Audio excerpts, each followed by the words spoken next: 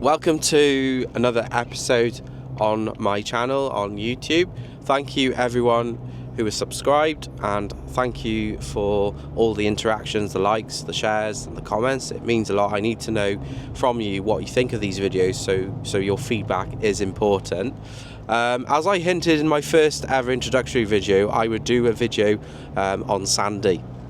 Now Sandy is my long-term partner. And long-suffering. We share two children together. One actually is 3 months old and the other is 6 years old. Sandy is instrumental to our business, and this is why I want to do a specific video on YouTube for Sandy, because she does so much for us, and I think it's important to recognise that. Despite her not wanting to do a video, I'm afraid she's having to do one. So say hello Sandy and tell everyone where you're from, what you do, and what changes have you made to the system here. Those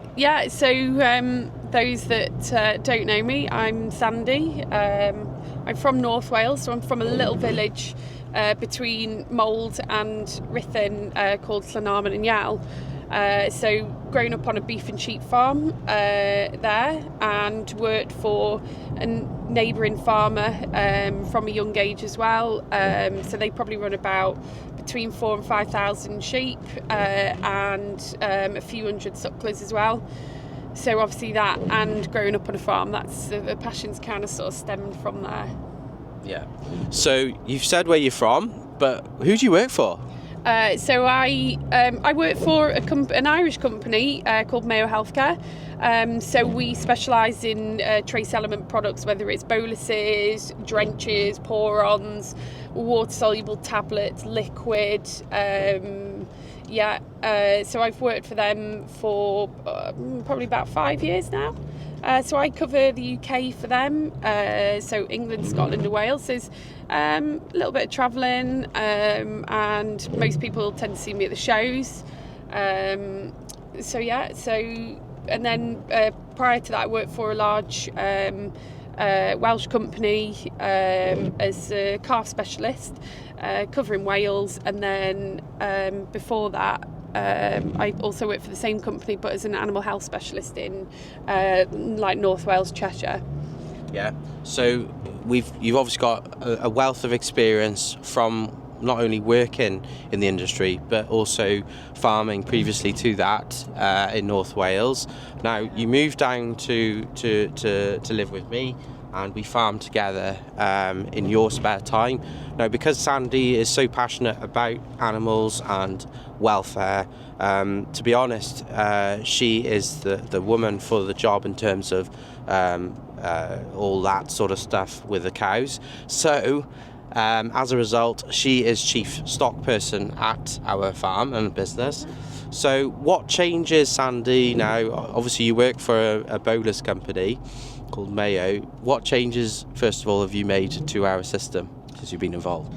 So there's been two changes, but the first big change that I made, and it was bolusing. So so previously we weren't bolusing on the farm, and we were finding that the cows were calving down, and some of the calves were like slow to get up and suckle, and then there was a few with retained cleansings, that sort of thing. So it turns out that we had an iodine and a selenium deficiency. So what we decided to do then, I wanted to bolus all the cows ahead of calving, but some people weren't convinced on bolusing. So what we did is we did half of the cows with the boluses. So those would have been the all-guard cattle boluses, and we left the other half unbolused. And there was a few cows that were in the group that hadn't been bolused, and again, some of the calves, you'd spend a bit of time getting them up suckling, just making sure that they were all right and just getting them going. And I basically said to you guys that the group that's not been bolus now, you can sort those out because it's not what I wanted to do. And I think you guys then realised that how much time you'd spend getting the calves up on their feet, getting them suckling, and generally just faffing around unnecessarily with the ones that weren't bolus. And one of the things that they had noticed is very little time that I was spending with those cows that had been bolus, that where the calves were, the calf figure was better, and you didn't need to do as much as with those than you would with the ones that weren't bolus. So what we do every year is protocol. Those cows are bolused about 6 to 8 weeks pre-calving. Just to target that calf figure really, colostrum quality and more importantly fertility as well, because this the second thing that I've changed on the farm is block calving. So previously we calving all year round, running a motley herd of cows, and you'd different breeds of cows there, different weights, different heights and whatnot. No, zero consistency. Yeah, there's no consistency whatsoever. We will be calving in a 10-week block. Now that's the second change. And then thirdly, we looked at a different type of cow that we were going to get more, a far more productive cow for us and our system. So that cow was the stabilisers. So we'd done quite a bit of research into the stabilisers, and we looked at other breeds as well, but time and time again the stabilisers just kept jumping out at us, we went with that cow. We tried them. We went to see a couple of different systems. Amongst them was my Logon. Sean and Leon at Moylogan. And we learned a lot there. We actually got a personal farm tour by them, which was amazing. And because we were late getting there. We were late getting there, but they fair play took us around. Brilliant. Also, we went to Creegarin. Harry Parry. We spent a lot of time with Harry Parry that day. Just generally asking questions about the breed, and just to satisfy our minds that this is a big change for our system, and obviously that we've always done that type of cow previously, so like I say, it was a massive change, a shock to the system for the rest of the family really. For my grandparent, my grandmother actually, because she was dead against it, as well as all the other changes we've made. I'm afraid it's just old clashing with new generations. That's what happens, but it's important to be respectful and mindful of their experiences, but at the same time you cannot let their reluctance to move on to hold us back, and I'm afraid that's what we've done. We've pushed on. We're running the two types of animals alongside each other but separately, and at the moment we're trying to build up the stabiliser herd up because of consistency, calf figure, fertility, definitely, and ease of calving, and the fact we've that had they're a few polled. cesareans. And they're the polled as well. So the stabilisers are polled. So far, touch wood, we've not had to deal with those. No, this isn't us saying, you need to buy stabilisers because they're going to tick the boxes. You've got to buy an animal that's right for your system. Because not every farm is suited to every type of different breed. No. But I'd argue and say that stabilisers are. It's at the end of the day what works for you and your system. That breed might not suit you, or it depends on your the markets and what your end goal is really. Another feature we like about the stabilisers, they've got good feet, and also they are actually a smaller animal. So some of the cows that we've got at the minute, they're about 550 kilos, so a bit smaller in size compared to some of the cows that we've got at home, where they could be sort of like 750, 800 kilos. and yeah, just consistency. So a smaller cow means you can keep more. It means you're per hectare. It also means that you're using less feed for that cow, so there's more to go around. You have to produce less. It also means if you do come to house them, because we haven't housed ours yet. No, they've been out since they've come. They've been out literally for a year now, Yeah. and they actually calved in that torrential rain last March. Yeah, so they were on a couple of fields, old lays, when they come at the beginning of the year. So they did have access to shelter. There was a little shed that they could go in, but they actually spent majority of the time out in the rain. So they're hardy, aren't they? Yeah, or they're probably just stupid. whichever way you're looking at it.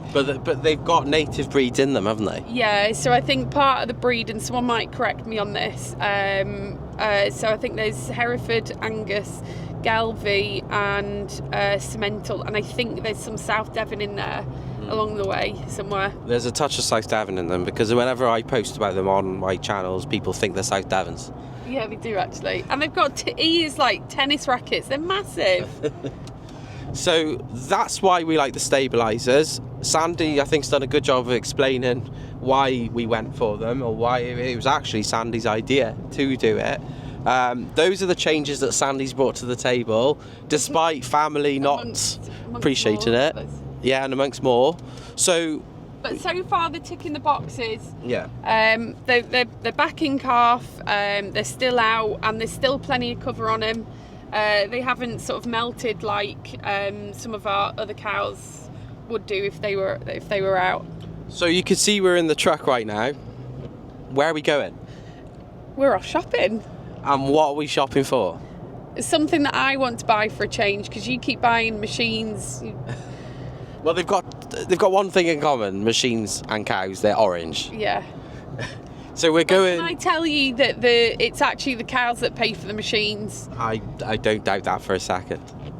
But so we're actually off to look at some more heifers that are in calf. Yeah. We like the stabilisers that much. We're going to buy some more. So we bought 13 last year. Yeah. And we carved them all down. Yeah.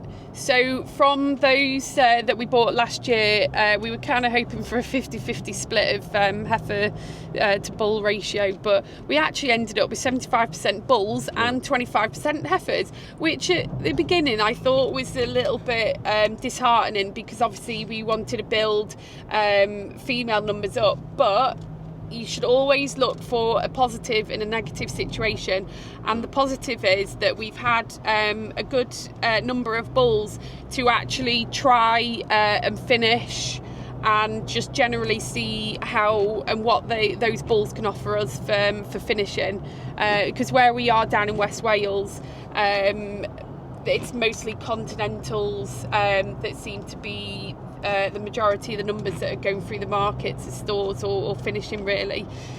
So we're probably limited in sort of outlets of where we're going to send those finished bulls to. But we've got a few avenues to go down anyway. Well, time will tell on that, and we'll do a separate video on the bull beef that we're doing with the stabilisers. But have we faced some negativity and criticism for the stabilisers? Oh yeah, definitely. Yeah. We won't say any more on that, but we've had a few people comment, and do you know what? I think the proof is going to be in the pudding. We've got faith in the breed. But it's quite nice when our next door neighbour comes down and says, "Oh, can I come and have a look at your stabilisers?" Yeah, so that's very heartwarming. Thanks, Ian. Thanks, Ian Blown Yeah. So, like I say, you know, it won't suit everyone, but that's what we're doing, and Sandy's done a good job of outlining the reasons why we're going into them. We're running them alongside the other herd just to see how we get on. Yeah. So as I say, we're off to see some more in-calf heifers today. We're actually nearly there. We're a bit early, so I think we want to find somewhere to have some breakfast. But is there anything else you'd like to add to this video now?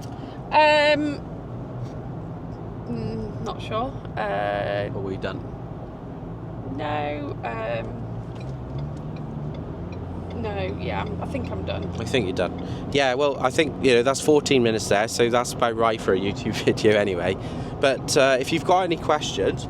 But stay tuned for part 2 of the video to see how we get on. But I've been told that I'm not to go crazy and buy a load. But I mean, we'll see. But as this saying goes, happy wife, happy life. So remember that. Yeah, I know. She's got a point. But yeah, we'll see what happens today. It'll be interesting to see. Be a bit of a clash, I think. Yeah. Well, if you want an easy life, you'll just go with me. Oh God, yeah, I've been told there, haven't I? Right. Okay. So if you like the video, make sure you like it and let me know how you thought it went, and if there's any sort of suggestions or any requests or stuff you'd like to see, put it in the comments. If you'd like to see more of Sandy, I mean, who wouldn't? No, more of me. Please let me know. But I hope this video has shown that Sandy is a massive part of what I do, and without her it just simply wouldn't be possible. So thank you all for watching, and please don't forget to subscribe if you enjoy the content. See you in the next one.